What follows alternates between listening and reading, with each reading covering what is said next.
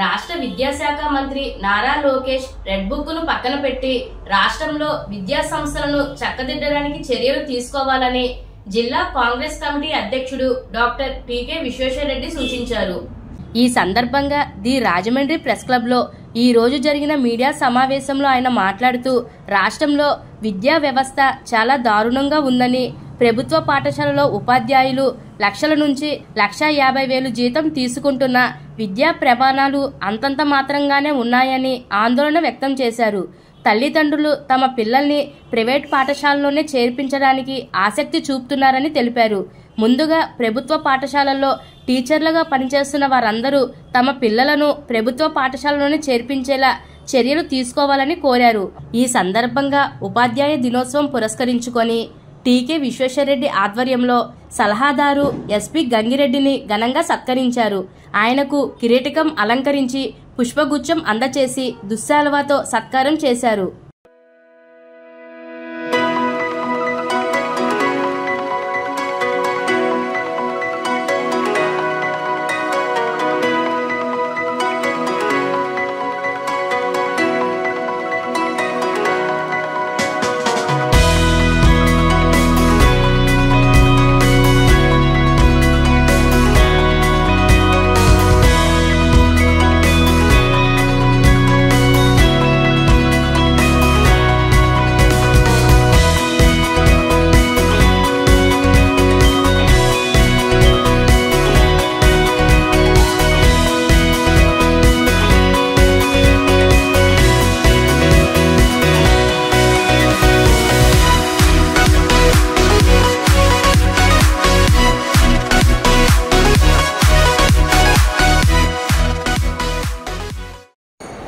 అందరికీ కూడా ఈరోజు ఉపాధ్యాయ దినోత్సవ శుభాకాంక్షలు.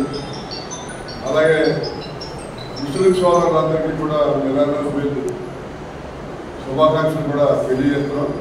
ముఖ్యంగా మన విద్యాశాఖ మంత్రులు ఎవరైతే ఉన్నారో నారా లోకేష్ గారు, ఆయనకి ప్రత్యేకమైనటువంటి ఉపాధ్యాయ దినోత్సవ శుభాకాంక్షలు తెలియజేస్తున్నాం. అయ్యా లోకేష్ బాబు గారు, మీరుగా ఆ రెడ్ బుక్ వదిలేండి. ఎందుకంటే ఎంతకాలం పట్టి తిరుగుతున్న సీట్లు ఆ రెడ్ బుక్ ఆల్రెడీ 1 సంవత్సరం అయిపోతుంది. అలా చేతితో రెడ్ బుక్ పట్టుకుని తిరుగుతూ ఉంటుంటే మన చెయ్యి కూడా ఎరిపెట్టిపోతుంది. ఆల్రెడీ ఎవరిని లోపల వేయాలో వాళ్ళందరూ లోపల వేస్తారు. జగన్ గారి పటారి అంతా కూడా మొత్తం జైల్లోనే ఉన్నారు. కాబట్టి ఒక నాలుగు మీరు ఈ రెడ్ బుక్ వదిలేసి మన విద్యాశాఖ మీద మీరు కాన్సన్ట్రేషన్ చేయండి. ఎందుకంటే ఈవేళ మన రాష్ట్రంలో విద్యా వ్యవస్థ చాలా అస్తవ్యస్తంగా ఉంది. ఎందుకంటే ఒక విషయం మీరు ఆలోచించండి, మన రాష్ట్రంలో గవర్నమెంట్ స్కూల్స్లో పనిచేసే టీచర్స్కి 1,00,000 నుంచి 1,50,000 జీతం వస్తుంది ప్రతి టీచర్కి, చిన్న టీచర్కి కానీ మాస్టర్ వాళ్ళకి. ప్రైవేట్ స్కూల్స్లో 20,000 నుంచి 30,000 దాటి ఎవడో జీతం అవ్వట్లేదు. కానీ పేరెంట్స్ అందరూ కూడా ప్రైవేట్ స్కూల్స్లో జాయిన్ చేయడానికి ఇంట్రెస్ట్ చూపిస్తున్నారు. కారణం ఏంటి? విద్యా వ్యవస్థలో లోపమా, లేకపోతే ప్రభుత్వంలో సరైన చర్యలు లేకపోవడం లోపం? ఇక నారాయణ గారి శ్రీచైతన్య గారి లేదా ఏదైనా అందరూ కూడా శశి గారి వాళ్ళ టీచర్స్కి ఎవరికి కూడా 20,000 30,000 జీతాలు లేవు, 30,000 దాటలేదు. మన గవర్నమెంట్ స్కూల్కి పనికిరాని కప్పలబడిలోకి వెళ్ళినా సరే ఆడికి 1,00,000 రూపాయలు 1,20,000 జీతం. మరి కప్పలబడిలో ఎవరో జాయిన్ చేయట్లేదు. అంటే కప్పలబడినేమో మాత్రం ఇక్కడికి క్యూ కట్టేస్తున్నారు. ఇది మన శ్రీ చైతన్యకి నారాయణకి క్యూ కట్టారు. ఎందుకు? ఈ వ్యవస్థలో ఏంటి లోపం? ఇది కనుగొంటుంది. కనుక్కుంటూ పక్కన పెట్టండి. అది కనుక్కుని విద్యా వ్యవస్థను బాగు చేయండి. పిల్లలందరూ కూడా తల్లిదండ్రులు ఫస్ట్ గవర్నమెంట్ స్కూల్స్కి ప్రిఫరెన్స్ ఇచ్చేలాగా, గవర్నమెంట్ స్కూల్లో సీటు లేదనే పరిస్థితి వచ్చేలా చేయండి మీరు. అప్పుడు మీరు విద్యాశాఖ మంత్రి అవుతారు. అలాగే మరి ఈవేళ ఫీజు రియంబర్స్మెంట్ పెట్టారు. జగన్మోహన్ రెడ్డి గారు ఫీజు రియంబర్స్మెంట్ 2023-24లో ఒక క్వార్టర్ వేసాడు, 3 క్వార్టర్లు అయిపోతాడు.